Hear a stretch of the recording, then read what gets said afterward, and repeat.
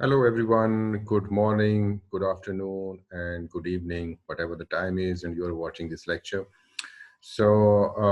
As you know, previously we were discussing typography, and I told you that this lecture or this module is of two parts. I have divided this module in two parts.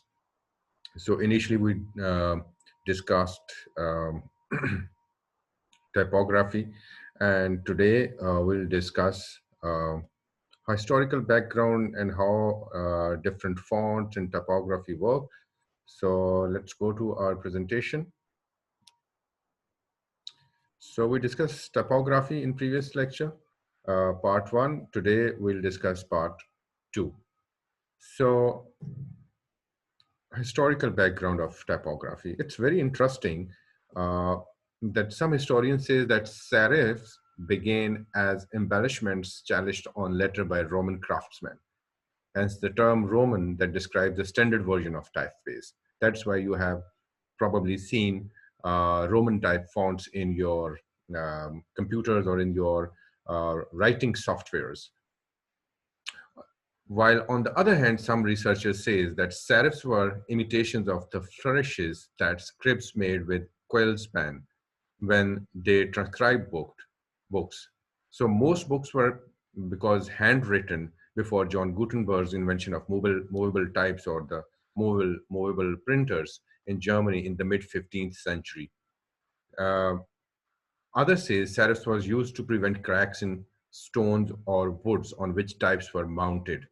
So that's why there were serifs or the embellishments or the increasements were on the fonts.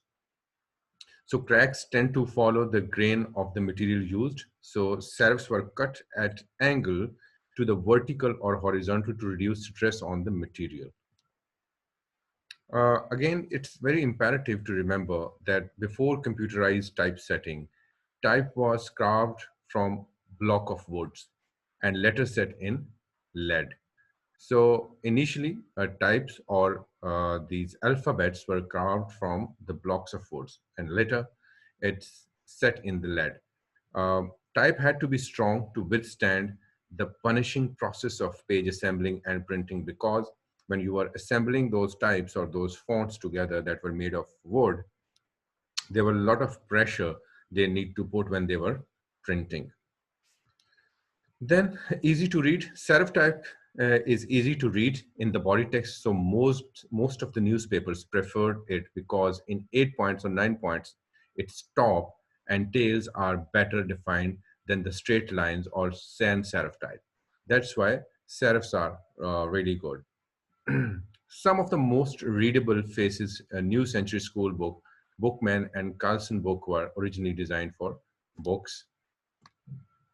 These all are fonts, basically, name of the fonts. So there are also excellent newspaper faces, though they tend to be gobble up space, but there is another reason for the popularity of serif typeface linked with how we read. There is a short lesson on how we read. Let's discuss it because our reading habits are very important to understand if you are doing sub-editing. We read scanning text line by line, left to right. Your eyes do not move smoothly. All right.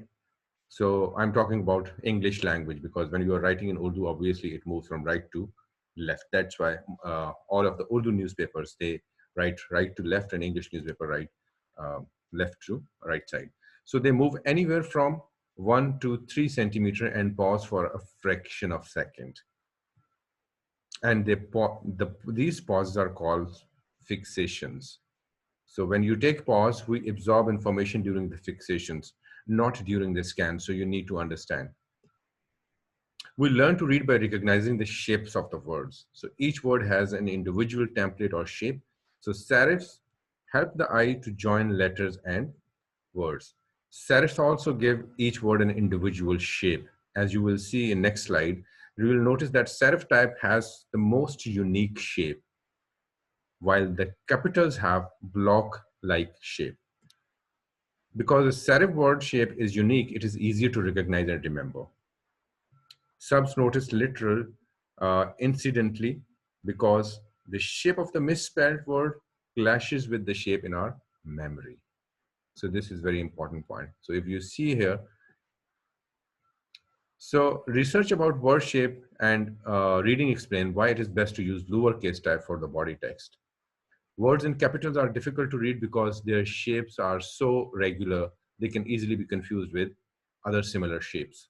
So that's why uh, it is said that you should write in the lowercase type body text.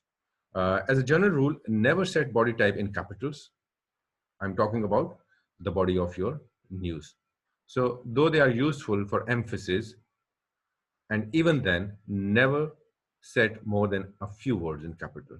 So most of the time, it will be lowercase.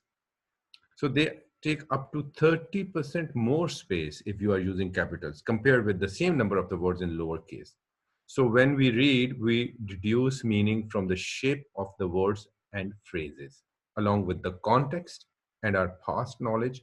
So serif types helps readers recognize shapes.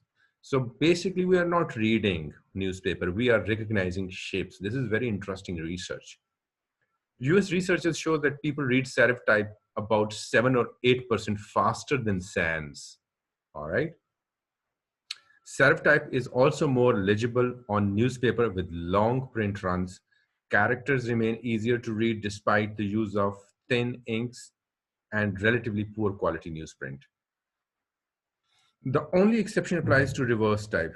Um, White type on dark background. You should never set serif type in reverse if it is under 12 point because the serif gets lost in the background darkness.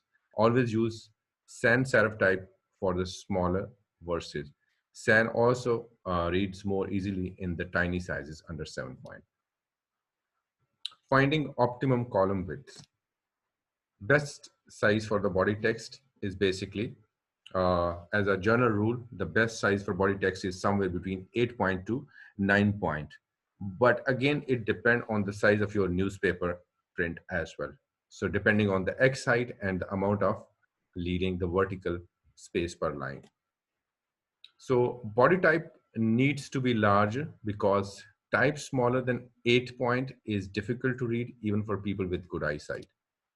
The older a newspaper readership, the bigger the body type needs to be. For example, body text should be set in 9.5. World Health Organization figures shows that just over 60% of the people among the Western nations do not have perfect eyesight.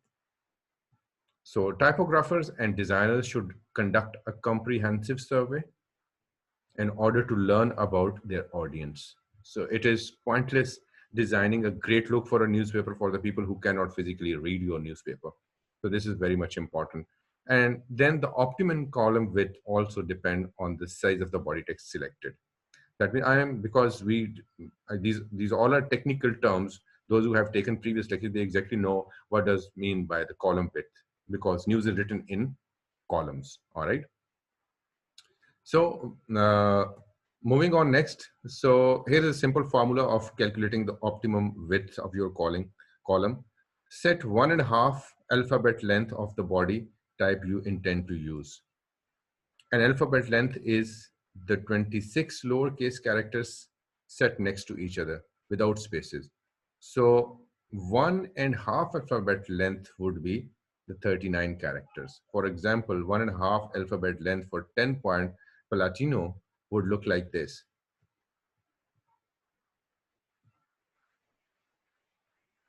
So to find out the optimum column width, all you have to do is measure the horizontal distance with your M rule. The width of column is measured in pika-m. So this is usually abbreviated to M in England, New Zealand, and Australia. In the US, they are called pikas. Horizontally, pikas was the printer's term for 12-point types. So term M comes from the letter M, as I told you earlier, because it and W are the widest letters in the alphabet. So that means either M or W, they have the both have the same space coverage. Some different styles of typesetting. Type can be set justified or unjustified. With justified type, the text is artificially spaced out to the left and the right column margins to give a uniform look to the paragraph. text in the news section of the newspaper is almost always justified. So when you are writing for the newspaper, your text should be justified. Almost all of the paragraphs in this book are justified in this, uh, especially in this PowerPoint, are justified and come in two styles: justified and hyphenated, and justified and unhyphenated. So what they are, so if you see here in this uh, PowerPoint, right now you can see this picture. So they are justified and unhyphenated, justified and hyphenated. So if you see, always there is hyphen at the end of the line in order to join the word. So while in other unhyphenated, you will not find any hyphen. So right here, if you can see, so either justified or hyphenated, or unhyphenated justified. Text in the news section of the most newspaper is justified and hyphenated. Hence, let's say whatever you are seeing right now on your screen, it is 17.5 m's. Basically, the text size of my PowerPoint presentation is 17.5 m. So hyphenation saves space by breaking words sensibly, which reduce the likelihood of rivers of white spaces running through the text. Hyphenation is vital for narrow columns under 8 m's. It is best to avoid more than 3 hyphens in a row. Unjustified, justified and unhyphenated. So with this setting style, words are not hyphenated, so bigger spaces are forced between the words to maintain the uniform column width. So this method can look neat and tidy. However, justified and unhyphenated text can look good on wide columns, say 22 to 30 m's. If you do not hyphenated text, you waste valuable space. Again, the body text in most newspaper is justified and hyphenated to fit as much text in as possible for variety and to give softer look. So some sections are stories are set ragged left or ragged right or ragged left, just like that. So this is unjustified style. Is used good effect in the feature section in quality British newspaper like Guardian. The rugged right look is believed to give the feature section a distinct personality and to make them look different from news sections, which are almost always hyphenated and justified. Rugged left. This method is known as rugged left because the text is aligned against the right margin and the left edge is well rugged. A conflict between design and economy. So this is a classic example of the conflict between economy and design. With modern typesetting systems, it is easy for subs to insert leading electronically. Page designers need to experiment to find the ideal leading for a particular typeface and size. Remember that leading should be used to enhance reading, not just to fill the space when copy falls short. So time has long been popular as a body text because it requires minimal leading. Stanley Morrison designed it for the Times of London, and it was first used in 1932. The more leading you add, the less space you have for the words. Scannering and condensing headlines. Scannering involves decreasing the space between letters. Its original purpose was to make words easier to read by removing the excess between the certain letters. Um, if you see on next page, I'll show you the example of scannering. So intelligent scannering increase legibility. Often they are built into newspaper font and system. Scannering has subsequently become a way to make headlines fit when they are slightly too big. So most newspapers sensibly adopt policies that limit the amount of headline scannering. The factor that decides by how much should be the typeface itself. Some faces like Helvetica respond well to scannering. Other, particularly serifs with big flourishes and some thin sans serif characters, do not, because scannering will simply make characters run into each other. So they will fix into each other, just like that. It's too much scannering between the text, so you should avoid it. Intelligent scannering is basically condensing. Condensing is the squeezing of the letter from the side to make them thinner. It is a bit like putting a corset on the headlines. Again, most publications limit the amount of condensing as well. The typographic system allows you to use command line width followed by a minus and a number. So this condenses the headline by a specific proportion and percentage. Certain typefaces are already condensed, other are extra condensed. So this is Scannering. Um, I know this was quite kind of confusing for you all to understand uh, the text and how text work together, typography. But if I put everything into the nutshell, this whole module and all of these two parts.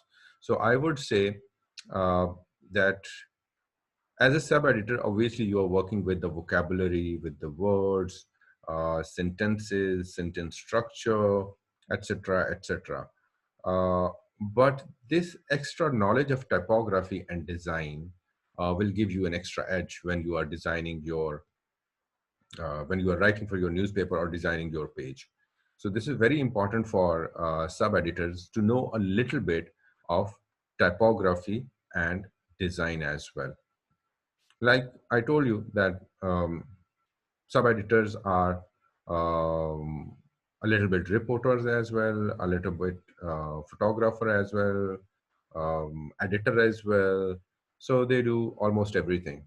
So in 21st century, if you want to become a sub-editor, you need to understand all these things as well. So let's call it a day. Thank you very much, guys. Stay safe. Take care of yourself. Allah Hafiz. Bye-bye.